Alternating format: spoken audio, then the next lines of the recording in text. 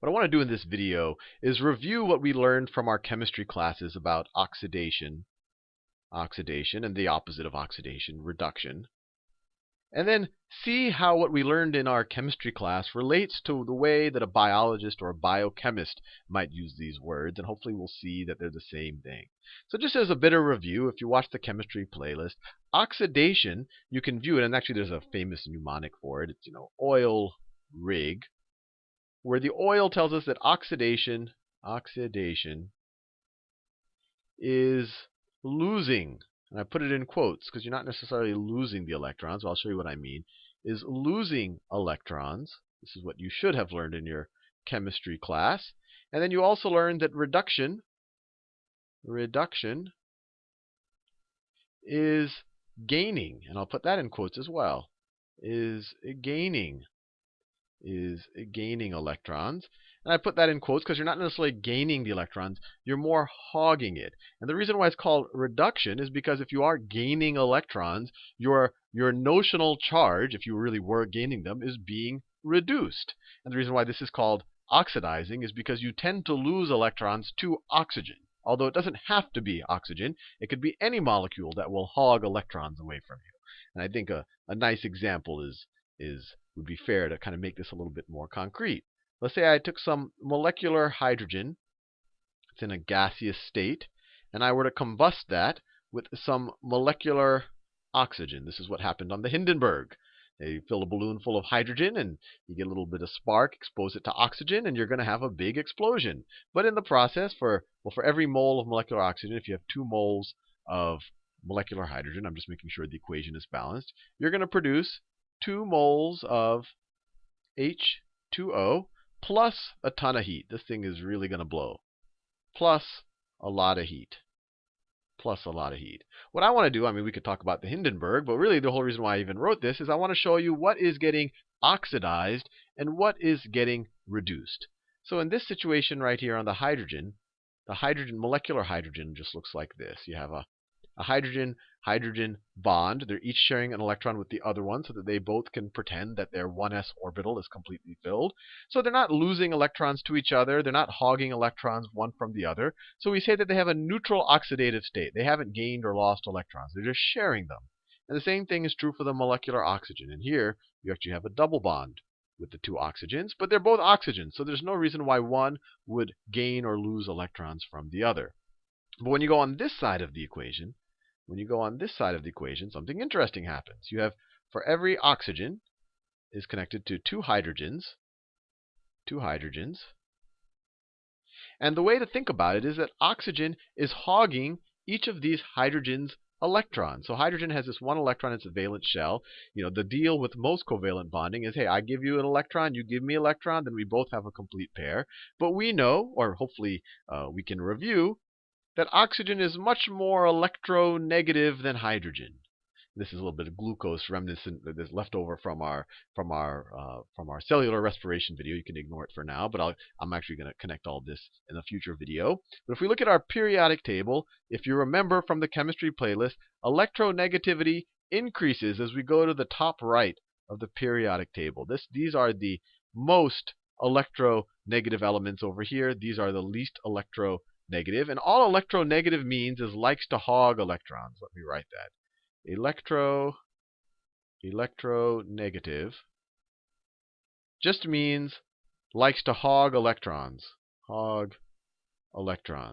So even though oxygen and hydrogen are in a covalent bond in water, they're sharing electrons, oxygen is more electronegative, much more electronegative than hydrogen, so it's going to hog the electrons. And actually, if you take some elements on this side and you bond them with some guys over here, these are so much more electronegative than these left-hand elements that they'll actually completely steal the electron, not just hog it for most of the time. But when you talk about electronegativity, it just means likes the electrons. So when you look at this bond between hydrogen and oxygen, we saw from the periodic table, oxygen is a lot more electronegative. So the electrons spend a lot more time on oxygen. And when you learned about a hydrogen bonding, we learned that that creates a partial negative charge on that side of the water molecule, and it creates partial positive charges on this side. And the electrons still show up around the hydrogens every now and then.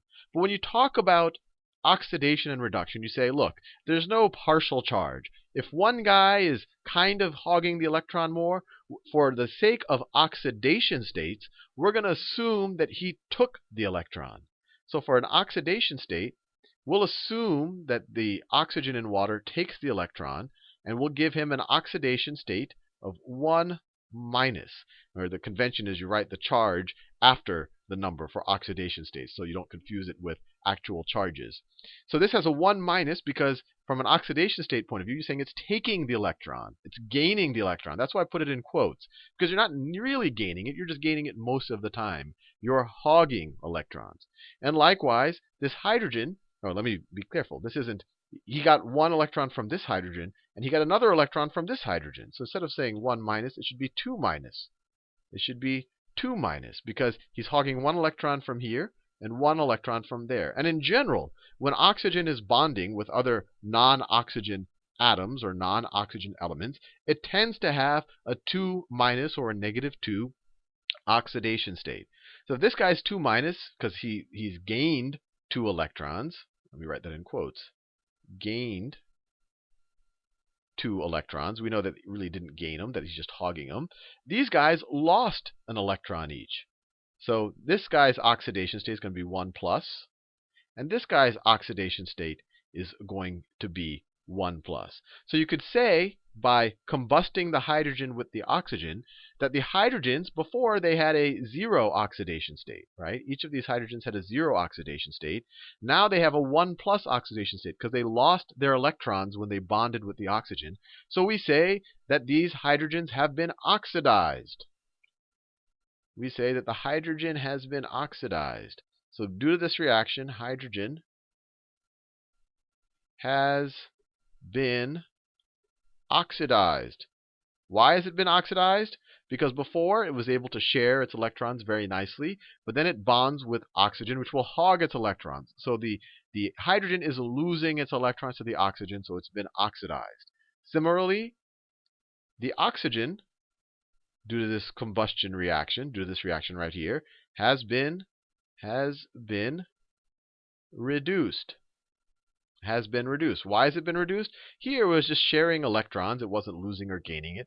But here, when it's bonded with an element with much lower electronegativity, all of a sudden it can start hogging the electrons. It gains electrons. So this hypothetical charge is reduced by 2. It's been reduced by, well, I could write that down, by 2. And if I wanted to actually account for all of the electrons, because we're talking about losing electrons and gaining electrons, we can write 2 half reactions. And this should all be a little bit of a review from your chemistry class, but it never hurts to see this again. And I'm going to throw this in the biology playlist so that you biology people can hopefully refresh your memory with this stuff. But we can write 2 half reactions. We could say that we started off with 2 moles of molecular hydrogen, and they have no oxidation states, or they're neutral, so I could write a 0 there if I want. And then I end up with, on the other side, I end up with 2 moles of H2, but each of the hydrogens have a +1 oxidation state. They each have a +1, that's 1 plus oxidation state. Or another way to think about it is each of these, there's 4 hydrogens here, right? This is molecular hydrogen has 2 hydrogens, and we have 2 moles of this. So there are 4 hydrogens here. Each of the 4 hydrogens lost an electron. So I could write this. So plus 4 electrons. That's the half reaction for hydrogen.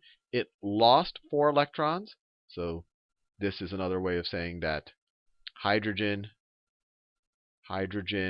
is oxidized because it lost electrons. Oil, oxidation is losing. And then the other half reaction, if I were to write the water, or sorry, if I were to write the oxygen. So I'm starting with a mole of molecular oxygen, and I'm adding to that 4 electrons, right? I can't make electrons out of nowhere. I'm getting the electrons from the hydrogen. I'm adding to the oxygen. And so the half reaction on this side, I end up with 2 moles, well, I could write it like this, 2 moles of oxygen, and each of them have an oxidation state of 2 minus. So these are the half reactions, and all this is showing is that the hydrogen, over the course of this combustion reaction, lost electrons, and that the oxygen gained the electrons that the hydrogen lost. So this tells us that oxygen is reduced. Now, this is all fair and good, and this is all a bit of review of what you've learned in chemistry class. But now I'm going to make things even more confusing because I'm going to introduce you to how a biologist thinks about it. So, and it's not always the case. Sometimes the biologist will use the definition you learned in your chemistry class. But a biologist, or many times in many biology textbooks, they'll say, and this used to confuse me to no end really, that oxidation is losing hydrogen atoms. And reduction is gaining hydrogen atoms.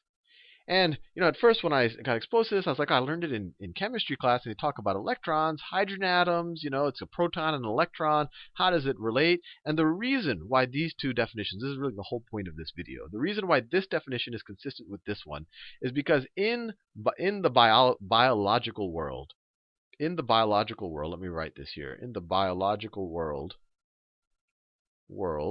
hydrogen is what tends to get swapped around, and it tends to bond with carbon, oxygen, phosphorus, nitrogen. And if we look at the periodic table, and we see where hydrogen is, and we see where carbon, nitrogen, oxygen, and phosphorus, and really all of this other stuff is, you see that all of the stuff that in biological systems hydrogen tends to bond with, the things it tends to bond with are much, much more electronegative. So if a carbon is bonding with a hydrogen, the carbon is hogging that electron. And then if that hydrogen gets transferred to an oxygen along with the electron, the carbon will lose, it lost the hydrogen atom, but it really lost the electron that it was hogging before. And now the oxygen can hog that electron. So these are really consistent definitions. And the whole reason why I showed you this example is because the biological definition kind of doesn't apply here. I mean, you could say, well, oxygen is definitely gaining hydrogens in this reaction. So we can definitely say that oxygen is being reduced still, according to the biological definition. But you can't really say that hydrogen is losing hydrogens here, right? In this situation, hydrogen is just losing electrons. It's not losing itself. I guess you could say it's losing itself because it's being taken over.